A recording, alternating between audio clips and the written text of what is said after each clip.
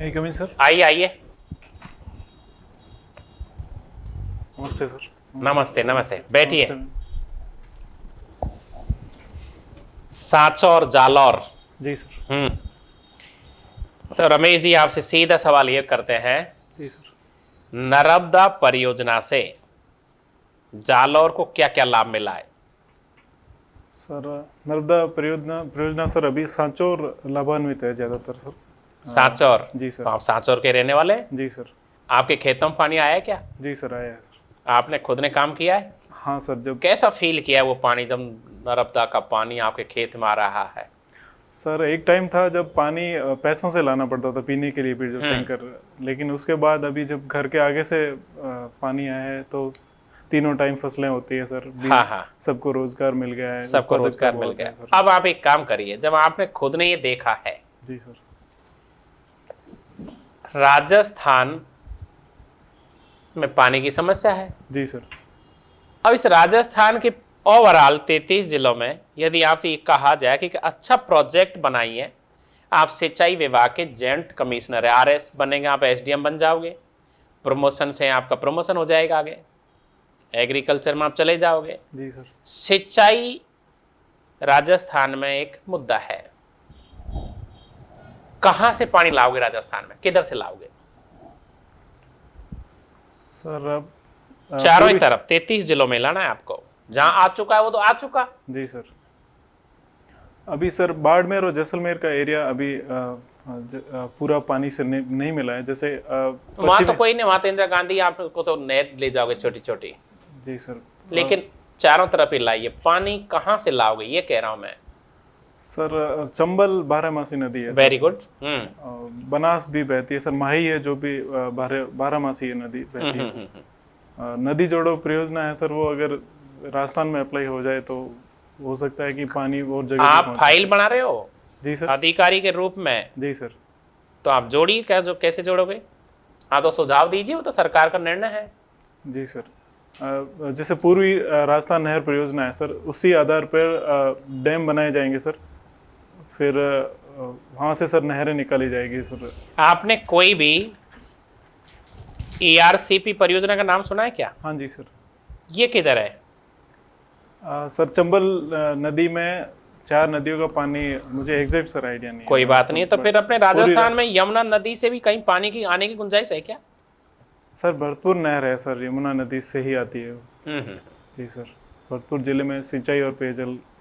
Okay. अब यदि आपको झुंझुनू और नागौर में पानी लाना हो सभी खेतों में, जी सर, क्या करोगे? इंदिरा गांधी से ही लाओगे या फिर यमुना की तरफ से लाओगे? सर एग्जैक्ट कोई आइडिया बात नहीं है नहीं, सर। कोई बात नहीं, कोई बात नहीं। ये इंदिरा गांधी नहर, क्योंकि अरावली के ये पश्चिमी क्षेत्र में है तो इंदिरा गांधी नहर सुविधा। बस मैं एक सवाल और पूछना चाहता हूँ। जी सर। इंदिरा गांधी नहर ने बड़ी खुशियां दी थी, जी सर। लेकिन वहीं एक समस्या और पैदा हो गई थी, सैम की समस्या। जी सर। क्या है ये? सर अत्यधिक सिंचाई से भूमि दलदली हो जाती है सर। पानी ऊपर आ जाता है सर, और फिर वहाँ सिंचाई नहीं कर पाते हैं सर।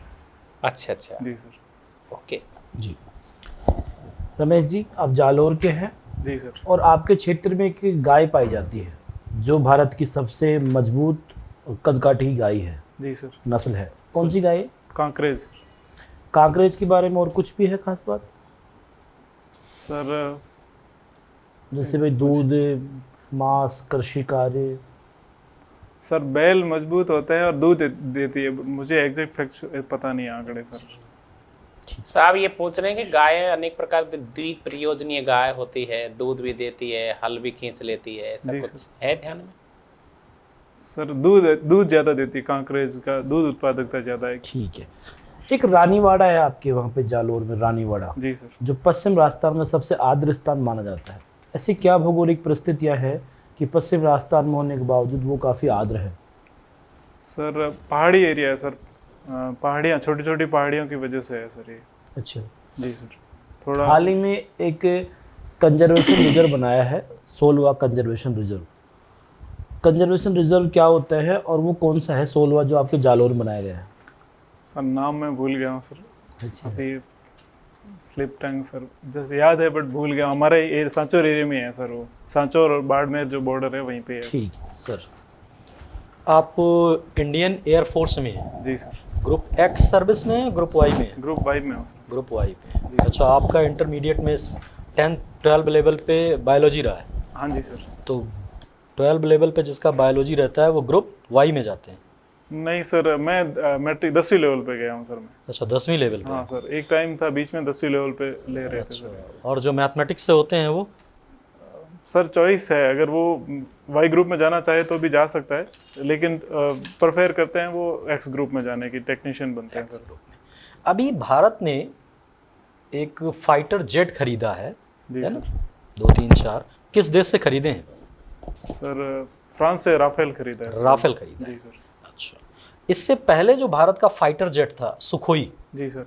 तो सुखोई और राफेल में क्या अंतर है क्वालिटी में जो इसको लिया गया है? Sir range, speed and sir altitude का रहता है। जैसे ये हाई एल्टीट्यूड 5वीं पीढ़ी का है सर, 5th जनरेशन का है राफेल सर।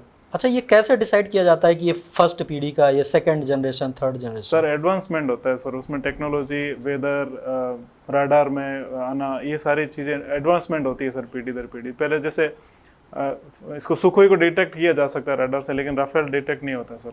राफेल डिटेक्ट नहीं होता है सर, मैं इसको भूल रहा हूँ, जो कि उनसे राडार से जो विकिरण आ रही है वो परावर्तित होकर सामने वाला राडार वापस कैच नहीं करता है। स्टील्थ। अच्छा, स्टील्थ टेक्नोलॉजी जी होती सर। है, ठीक है। जी अभी चाइना ने भी एक विमान बनाया हुआ है, शायद अभी उसको रीओपन नहीं किया हुआ है, लेकिन बताया जाता है कि वो राडार की पकड़ में नहीं आता है, मतलब राडार उसको कैच नहीं कर पाता है, ठीक है। तो इस प्रकार की जो टेक्निक्स बन रही हैं, तो इससे क्या राडार की उपयोगिता समाप्त हो जाएगी? तब तो हमें अवेयर ही नहीं हो पाएंगे कि हमारे देश में किसका घुस रहा है, किसका नहीं घुस रहा है। नहीं सर, अलग अलग पर्पस के हिसाब से रडार है सर। लो लेवल के लिए भी है, हाई लेवल के भी लिए भी है सर। तो उसमें पता किया जा सकता है। अगर कोई दूरी से कोई विमान अगर पकड़ में नहीं आ रहा तो लो लेवल के रडार से है, जैसे अभी रोहिणी है, और वो पता कर लेते हैं सर। लो लेवल पे फ्लाइंग को पता कर लेते हैं। तो उसके लिए एडवांस जो पोस्ट पे सर, नाम भूला, एक हमारे यूनिट से ठीक है। बंदे जाते हैं। अच्छा, ये बताइए, जो सामान्य विमान होते हैं, यात्री विमान होते हैं, इनकी अपेक्षा जो फाइटर जेट होते हैं इनमें वॉइस बहुत ज़्यादा होती है, क्या स्पीड के कारण होती है या और कोई रीजन होता है? हाँ सर, इंजन पावर की वजह से होता है, थ्रस्ट की वजह से होता है सर। थ्रस्ट की वजह से जी होता सर। है। वो विंग्स एक होता है सर, फिक्स्ड विंग्स का होता है। इनको सर जेट इंजन की वजह से, जो थ्रस्ट है उसकी वजह से फ्लाइंग होती है इनकी सर। छोटे विंग्स की वजह से जेट की आवाज़ ज़्यादा होती है। और एक सुपरसोनिक विमान होते हैं जिनकी बात चल रही है, जी सर। ये सुपरसोनिक क्या होते हैं? सर जो ध्वनि की गति से ज़्यादा स्पीड में उड़ते हैं सर। जी सर। क्या भारत के पास हैं ऐसे? नहीं सर, अभी नहीं है सर। IL-76 का नाम सुना हुआ है? हाँ जी सर। क्या होता है IL-76? ये रिफ्यूलर है sir, air to air refueling करता है sir. Air to air refueling करता है। ठीक। रमेश, जी मैम।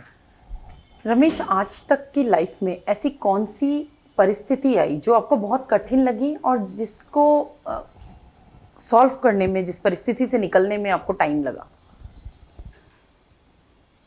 मैम परिस्थिति अभी फिलहाल ऐसा कोई नहीं, बट मैं प्लेयर था, मैं हैंडबॉल खेलता था, मेरा शोल्डर डिसलोकेट हुआ था, वापस वो सही नहीं हो पाया। मतलब अभी भी उसके प्रॉब्लम है मेरे शोल्डर में, वो एक परिस्थिति है। और मैं उसके बाद स्पोर्ट्स से मतलब मैं स्टेट लेवल तक गया था और फिर आगे कंटिन्यू नहीं कर पाया। अच्छा, ये मेरे लिए अभी भी एक डिफिकल्टी है जो भी मेडिकल से सॉर्ट आउट नहीं हुआ है वो। ओके। हमारे पास बहुत सारी चीज़ों को नापने के लिए स्केल्स अवेलेबल हैं, जी मैम। लेकिन इमोशंस को नापने के लिए हमारे पास कोई स्केल नहीं है। जी we can not measure our feelings, emotions. अगर आपको ये पार दी जाए कि आप कोई भी दो इमोशंस को नापने के लिए स्केल बना सकते हैं, वो कौन से दो इमोशंस होंगे जिन्हें आप नापना चाहेंगे, देखना चाहेंगे? मैम एक तो आप किसी समाज या धर्म के बारे में कोई कितना सोच रहा है डीपली, हाँ हाँ, कोई जैसे उससे कि हम उनको कन्विंस कर सके, सांप्रदायिकता को रोक सके कि जो जिस किसी के अंदर होता है कि इमोशंस एक धर्म में घृणा पैदा करके कुछ स्पीच देते हैं, तो उनके इमोशंस को पता करना कि उनके अंदर ऐसा क्या है। दूसरा? दूसरा प्रेम है जो सब चीज़ें जीता जा सकता है, कि एक मतलब इससे जो ये संसार है प्रेम, जिसमें आपने बोला प्रेम, प्रेम को कैसे परिभाषित करेंगे? जिसमें जहाँ कोई क्रोध, विमर्श या नफरत नहीं हो। एग्जैक्ट नहीं बता पाऊंगा मैं। अच्छा चलिए, थैंक यू। जी मैम। आपकी हॉबी एक तो जॉगिंग है जी सर। और प्राणायाम है। जी सर। अभी आप सर्विस में हैं या एक्स सर्विस में नहीं, हैं? मैं सर्विस में हूँ। सर्विस में हॉबी। जी सर। अच्छा, सर्विस में रहते हुए प्राणायाम कब करते हो? जी सर, डेली सर मैं नहाने के बाद प्रेयर करता हूँ और उसके बाद 15 मिनट टू 20 मिनट है जो प्राणायाम करता हूँ डेली सर।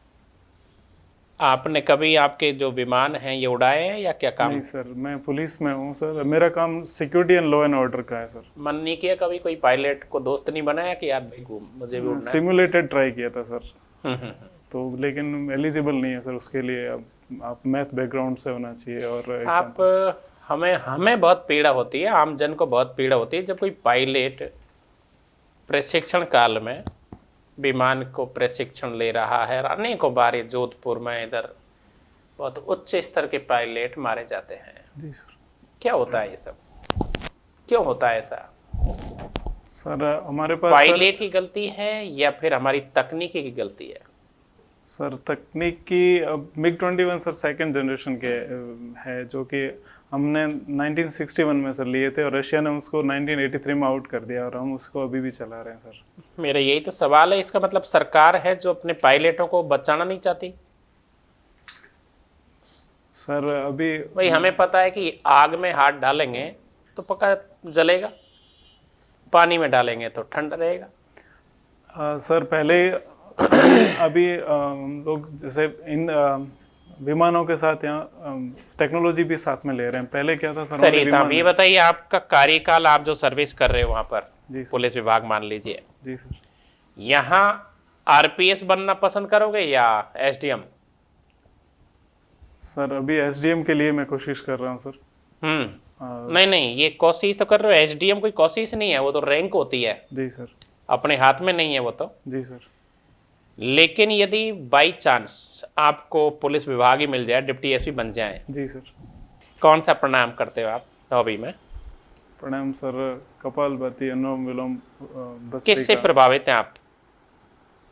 किसी व्यक्ति विशेष से प्रभावित हैं? सर कोरोना काल में बाबा रामदेव को देखा था कि उनसे कि हमारा इम्यून सिस्टम ठीक होता है, लंग्स ओके ठीक ओके, वर्क करते हैं। Thank you very much.